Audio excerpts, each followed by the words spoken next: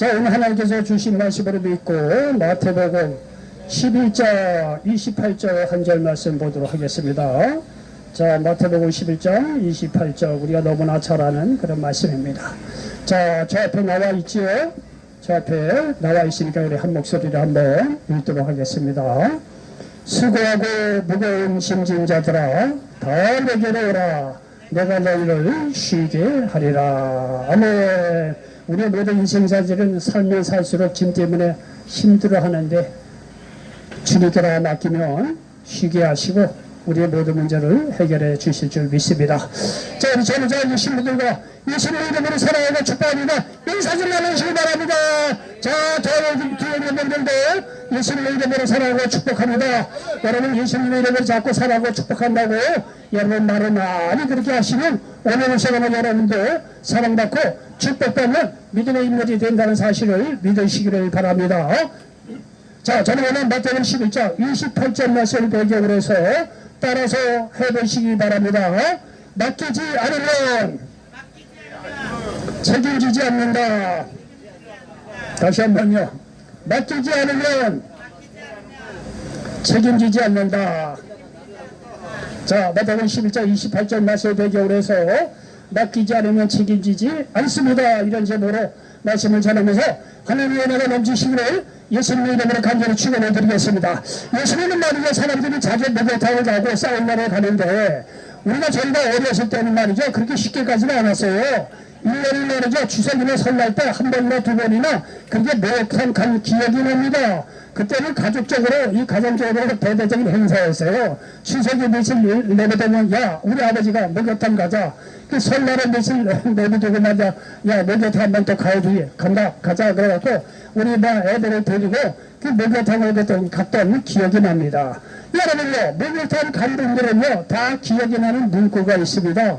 목욕탕에 들어가면 말이죠, 뭐라고 써있냐면은 오늘 제목입니다. 맡기지 않으면 책임지지 않습니다. 목욕탕 주인백. 여러분요, 익숙한 이제 문구죠? 예? 여러분이 옛날에는요, 지금도 목욕탕 쌓으면 이제 크다 보니까 이런 문구 별로 없지만은요, 옛날 목욕탕 들어가면 말이죠, 그걸 그렇게 써있잖아요. 맡기지 않으면 책임지지 않습니다. 목욕탕 주인백. 여러분, 100년대 목욕탕마다 다 이렇게 써있어요. 귀중한 말이죠. 이 물품의 주인에게 맡기라는 겁니다. 그렇지 않으면 도망나가기 때문에 안전하게 보존될 수 없다는 것입니다. 여러분, 이와 같이 우리의 인생이라는 기름품을 하나님께 맡길 때 보존될 수 있다는 사실을 믿으시기 바랍니다. 여러분, 우리 인생이 얼마나 귀합니까? 우리의 인생 모든 것을 하나님께 맡길 때 마귀에게 도망나가지 않고 하나님의 보호를 받을 수 있다는 사실을 믿으시기 바랍니다. 요한복음 10장 10절에 네가 도둑이라는 것은 도둑질하고 죽이고 멸망시키려는 것들이요 내가 이것을 향하여 승리를 얻게 하고 또 풍성을 얻게 하려는 것이라 말씀하고 있습니다.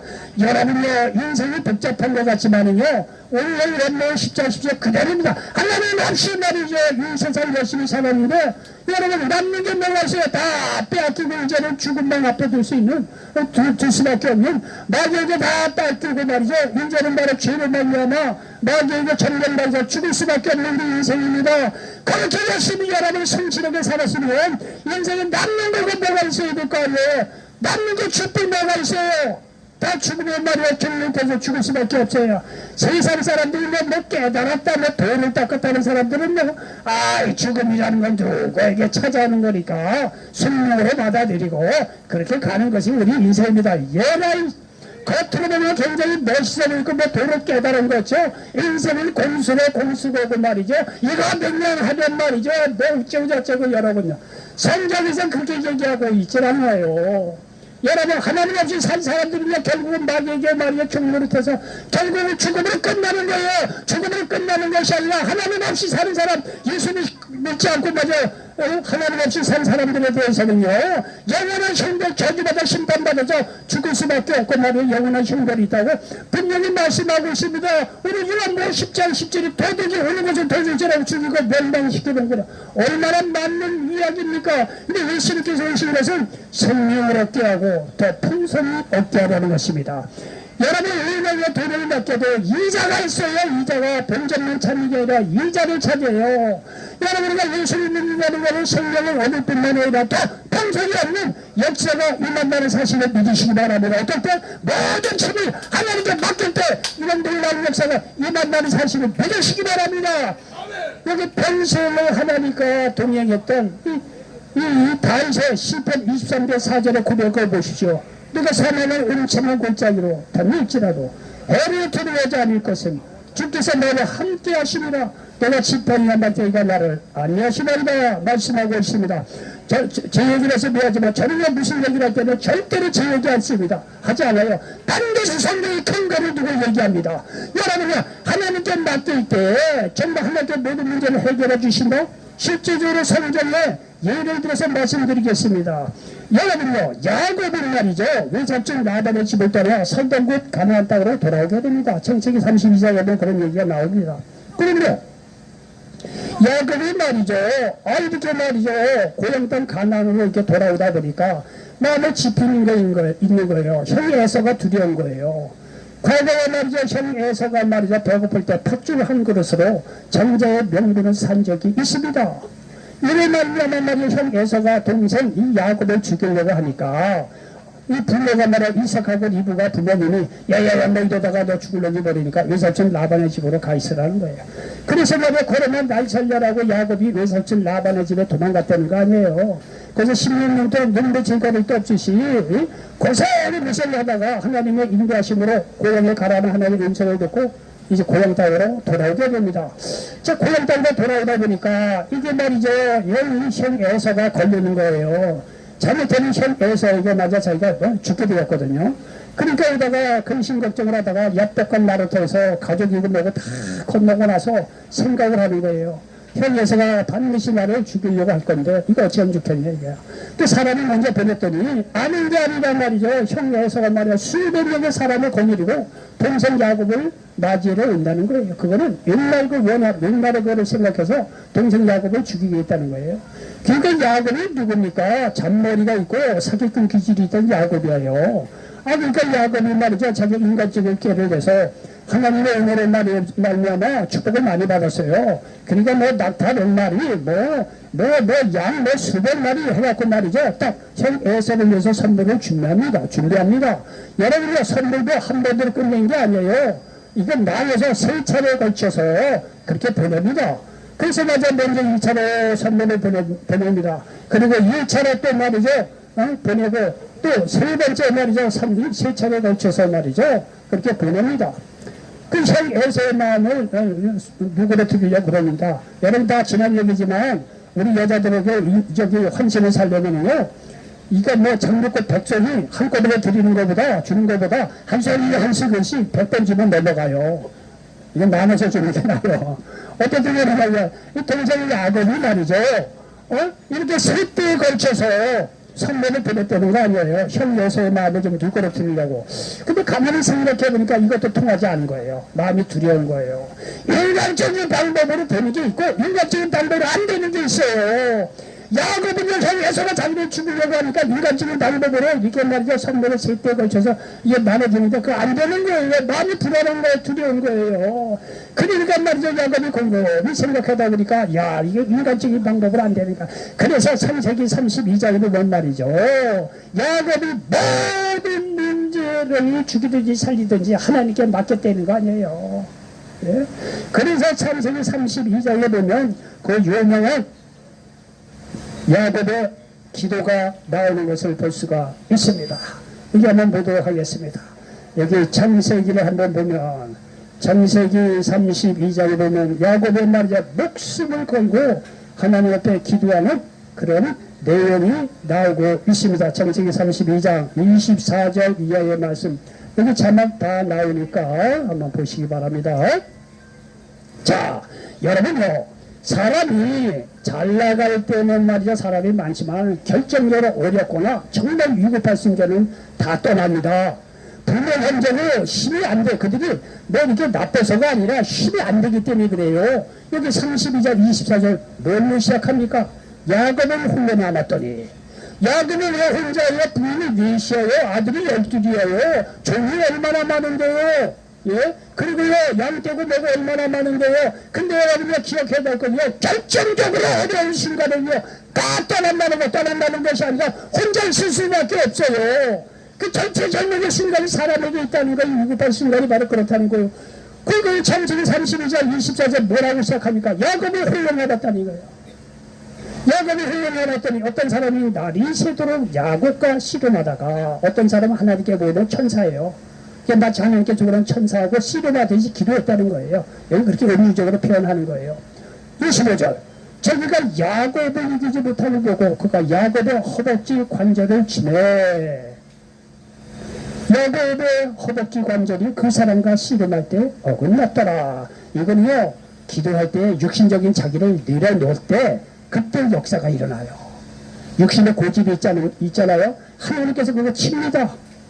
예?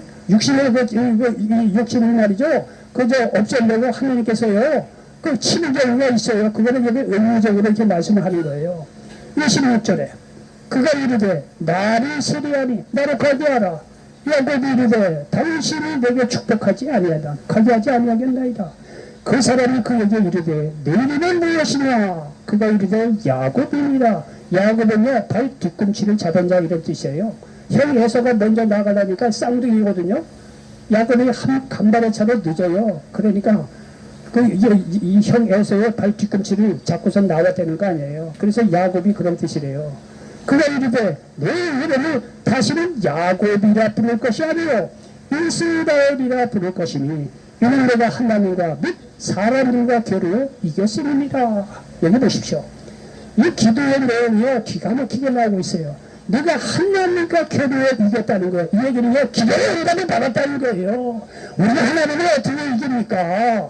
여기서는 기도에 야곱이 간절히 기도하니까 하나님께서 그 기도를, 간절한 기도를 무시하지 못하고 하나님께 쉽게 져줬다, 기도 응답을 해줬다라는 얘기예요. 그래서 이스라엘이라는 것은 하나님과 겨루어서 이긴 자라는 뜻이 이스라엘이에요. 기도 응답을 받은 자예요. 야곱이 얼마나 축복입니까? 그리고 뭐라고 얘기하냐면 내가 하나님과 및 사람들과 겨루어 이겼습니다. 여러분, 하나님의 기도를 응답해 주셨다는 얘기는 우리가 어떤 상황 속에서도 사람들과의 싸움에서 승리한다는 사실을 믿으시기 바랍니다.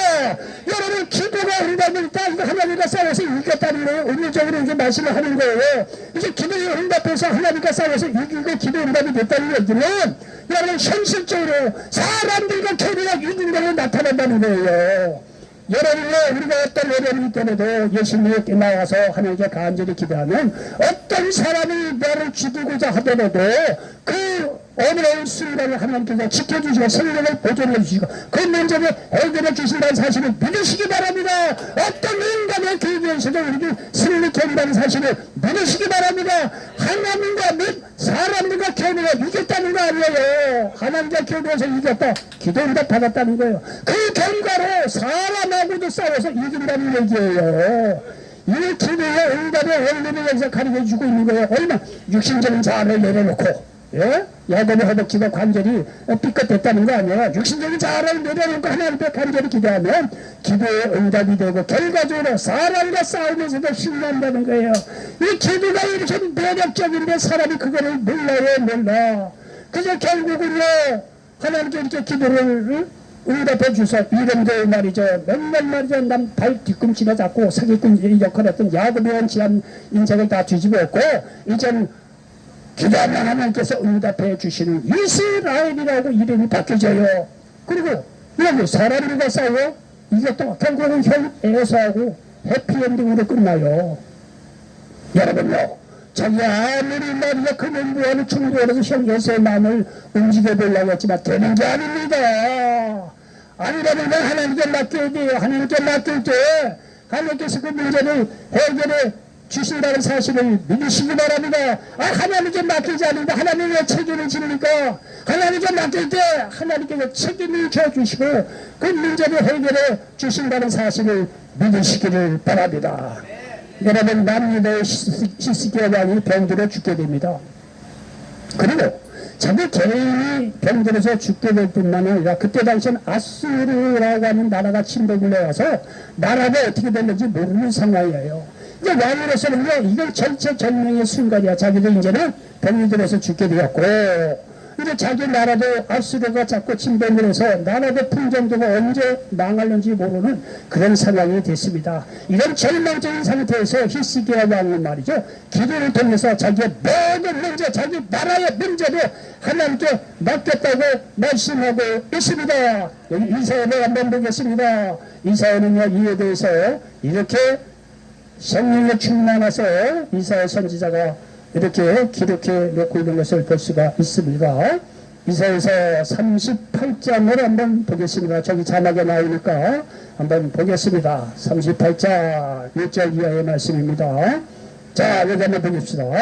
이사야 38장 1절. 그때 히스기야가 병들어 죽게 되니 아모스의 아들 선지자 이사야. 이사야는 이사야서를 기록한 선지자 그 이사야입니다. 선지자 이사야가 나아가 그에게 이르되 여호와께서 이같이 말씀하시기를 너는 내 집에 유언하라. 네가 죽고 살지 못하리라 하셨나이다 하니 히스기야가 얼굴을 병으로 향하고 여호와께 기도하여 이르되 여호와여 구하오니 내가 주 앞에서 진실과 전심으로 행하며 주의 목전에서 선하게 행한 것을 기억하옵소서 하고 히스기야가 심히 통곡하니 이에 여호와의 말씀이 이사야에게 임하여 이르시되 너는 가서 히스기야에게 이르기를 내 조상 다윗의 하나님 여호와께서 이같이 말씀하시기를 내가 내 기도를 들었고 내 눈물을 보았노라. 내가 내 수완에 15년을 더하고 내가 네 손을 아수르 왕의 손에서 건져내겠고 내가 또 이 손을 보호하리라. 여러분 보십시오. 이 한날에 히스기야 왕이 병들어 죽게 되는데 고칠 자가 없는 거예요. 어떤 의사는 왕이니까 좋은 의사가 왜였겠어요. 의사가 되지를 않는 거예요. 죽는 거예요. 그리고 그 자기가 죽어가는 걸 어떻게 자기가 말 하겠습니까? 그리고 아수르라는 거대한 나라가 지금 말이죠, 자르겠다고 난리 불렀는데 그걸 어떻게 말해. 자기도 지금 병들어 죽고 말 그런 상황인데 어떻게 그걸 하겠습니까? 이러면요 인간적인 방법으로 안 되는 거예요. 그러니까요 여러분요 히스기야가 눈물을 흘리면서 하나님께 기도했다는 거 아니에요. 기도를 통해서 하나님께 맡겼다는 거예요. 아, 그럴 때 하나님께서 그 기도를 들으시고 그래? 그렇게 기도하고 나서 말이죠, 이사야가 너 하나님께서 말하는데 너 얼마 있으면 죽을까 너 처리하라 라고 얘기하고 이사야가 돌아가는 순간 얼마 안 있다가 바로 응답이 왔다는 거 아니에요. 다시 돌아가서 얘기하라는 거예요.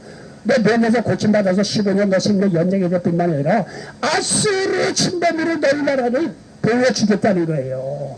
여러분요, 이 히스기야 자기 자신들의 병으로 못 고치고 자기 나라의 연장을 어떻게 할지 전체적인 순간에 모든 걸 하나님께 맡기자.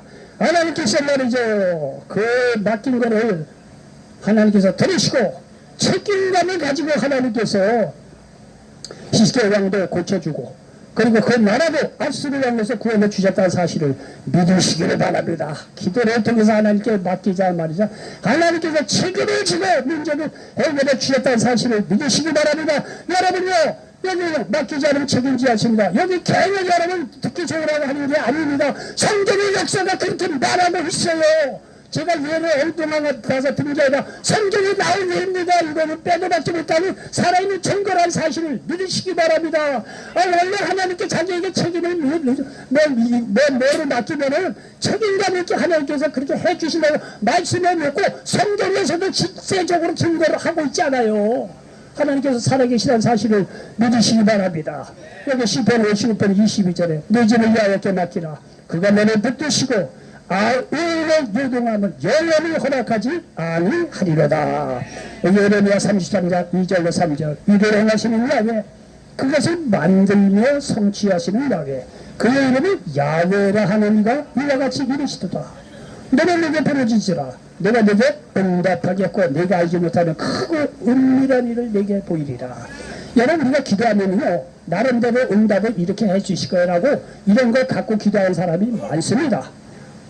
그거를 당신의 어떤 능력의 한계에서 응답을 그렇게 생각합니다. 그런데 어떤 경우는요, 우리가 기도하는데 우리가 도대체 상상할 수 없는 방법으로 하나님께서 해결해 주시는 경우가 너무나 많아요. 쉽게 해서 하나님 그냥 100원만 주세요. 예를 들자면 100원만 주셔도 돼요. 여러분이 하나님께 기도하면 30배, 60배, 100배가 아니라 수억이라도 하나님께서 말이죠, 기가 막힌 방법으로 책임 갖고 말이죠, 응답해 주신다는 사실을 믿으시기 바랍니다. 여러분이 하나님의 그럴 뿐만 아니라 하나님 자신이 옛날에 모습으로 오신 예수님도 똑같아요. 예수님께서 오신 것도 우리의 모든 짐을 맡아 주시기 위해서 오셨다는 사실을 믿으시기 바랍니다. 예수님께서 내 짐을 너에게 맡기면 내가 다 맡아 주신다고, 그렇게 예수님께서 말씀하신 것은 뭐냐면 실제적으로 말만 그런 것이 아니라 실제적으로 모든 짐을 예수님께서 대신 맡아서 해결해 주셨다는 사실을 믿으시기 바랍니다. 공생을 해보면서 이거는 너무나 오래된 병이어서 나는 이거 못 고쳐. 38년 된 병, 1년 된 병은 내가 고치지만 38년 된 병은 너무 오래되나 못 고쳐. 12혈루증 앓는 여인이 왔는데 그거를 내가 어떻게 고치냐고, 의사도 못 고치면 예수님께서 그렇게 말한 적이 없어요. 38년 된 병자들 예수님께서 치료해주고 12혈루증 앓는 여인도 치료해 주시기 바랍니다. 어떤 질병도 예수님께 나오는 말이죠, 모든 질병을 치료해 주셨다는 사실을 믿으시기 바랍니다. 질병의 문제만 책임을 지신 게 아니에요. 여러분요, 죽은 지 4일이 전 나사로도 살리는 걸 보라 이거예요. 여러분요, 배고픈 자의 오병 이어의 기적을 통해서 먹이시는 걸 봐라 이거. 말씀을 듣고 말이야 저녁 때가 돼서 어디 먹으러 보낼 수도 없고, 그러니까 예수님께서 오병 이어를 말이죠, 하나님 앞에 축사하시고 남자는 5,000명을 먹으셨다는 거 아니에요.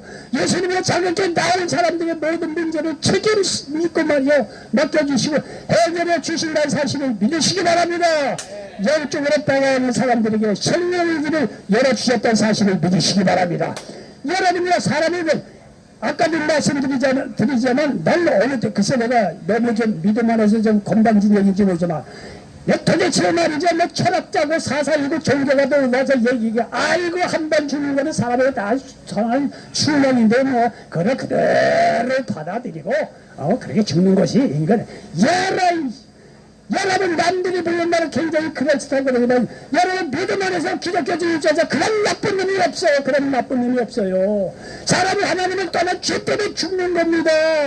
그런데 예수님께서 나의 죄를 대신해서 인간의 모습으로 오셔서 십자가에 못 박아 죽으시고 부활하심으로 말미암아 그분을 믿을 때 우리가 영생을 얻고 생명을 얻고 놀라운 인생을 살아갈 수 있다는 사실을 믿으시기 바랍니다.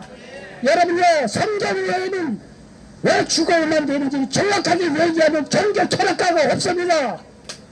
성경에가 이 분명히 사람이 죽어야 되는 이유가 하나님 떠난 죄 때문이라고 분명히 그러는 말씀이에요. 그러니까 해결책도 가르쳐주고 있어요. 누구든지 예수 그리스도를 믿을 때 사망의 경멸하는 사람들이 영생을 얻고 생명의 부활로 그들 만나는 사실을 믿으시기 바랍니다. 여러분, 그리고 믿는 자들이 마땅히 걸어갈 길은 하나님을 사랑하고 이웃을 내 몸처럼 사랑하는 말씀을 주시려 믿는 자가 어떻게 살아낼 것인지 친절하게 다 가르쳐 주고 있다는 사실을 믿으시기 바랍니다. 여러분, 우리가 그런데 말이죠, 우리의 짐을 주님께 맡기는 가장 현실적인 방법은 뭐냐면 기도로 맡기는 거예요. 기도로. 예수님께서는요, 공생애를 다 마치십니다. 공생애를 다 맡기고 나서 이제는 하늘나라로 가십니다. 하늘나라로 가시다 보니까 남겨진 제자들을 비롯해서 앞으로 예수 믿고 구원받을 백성들을 생각할 때 마음이 아픈 거예요. 인간적으로 말씀드리자면 마음이 굉장히 아픈 거예요. 그래서 예수님께서 두 가지 비밀병기를 제자들에게 말씀하십니다. 그 중에 뭐냐면은 성령이 너희가 올 것이다. 내가 떠나가는 것이 유익하다. 내 대신 또 다른 보혜사 옆에서 돕는 분은 성령을 보내줄 것인데 성령이 너희에게 임하면 너희가 어느 곳에 있든지 간에 하나님께서 너를 지켜줄 것이고 위로할 것이고 너희들이 무슨 문제를 맡기든 성령께서 함께 해주시고 내가 한 일보다 더 큰 일을 할 거라고 그렇게 성령을 보내주시겠다고 말씀을 하십니다. 그리고 또 한 가지 덧붙인 것이 뭐냐면 너희가 내 이름으로 기도하면 내가 응답하겠다는 거예요. 물론 여러 가지 축복의 약속이 많이 있지만 그냥 제가 이렇게 대충 이렇게 생각할 때 두 가지 비밀병기를 주셨다는 거예요. 성령을 보내주시겠다.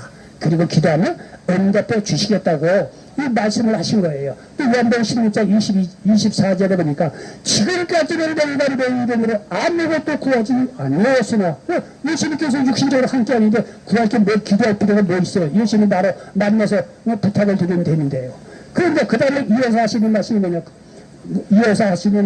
뭐냐면 구하라 그리하면 받으리니 너희 기쁨이 충만하리라.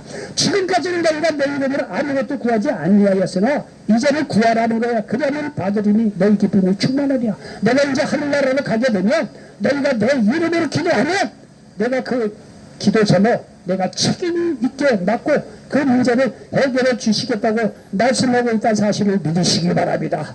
기도를 통해서 주님께서 우리의 모든 집을 대신 맡아주시고 해결해 주신다는 사실을 믿으시기를 바랍니다. 유현진 시인이라고 하는 분이 시를 하나 썼는데 들꽃 언덕에서 라는 시를 쓰셨습니다. 그 보니까 굉장히 우리 기독교적 입장에서는 굉장히 의뢰가 돼서 그리고 이분이 참 하나님을 믿는 사람인 것 같아요. 자 보십시오. 유현진 시인의 들꽃 언덕에서 라는 시입니다. 잘 막혀요. 들꽃 언덕에서 알았다.